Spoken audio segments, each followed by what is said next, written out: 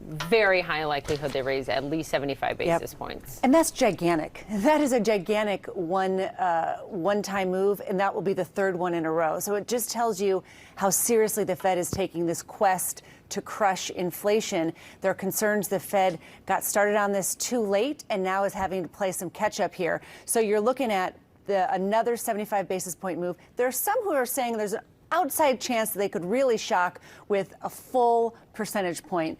That's an outlier kind of a forecast, but that is a very aggressive big move there, and it will raise the cost of borrowing.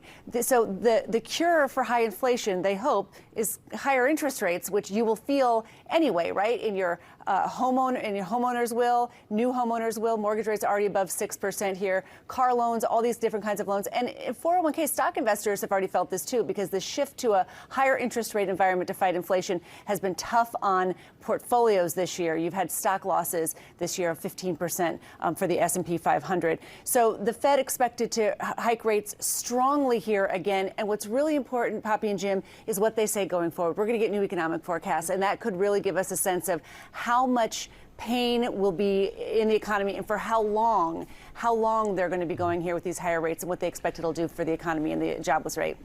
So, Christine, we have spoken with you multiple times about the many conflicting signals in this economy. For instance, strong job market with high inflation.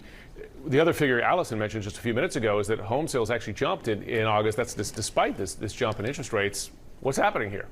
Yeah, you're seeing, look, these mortgage rates going up, I think, is going to cool the housing market. You've already seen some signs of that overall. There were some Zillow numbers this week that showed that home prices were finally starting to roll over. But you just haven't had a lot of supply in the housing market, right? And so that's kept sales kind of when you can finally find a house to buy, people want to buy it.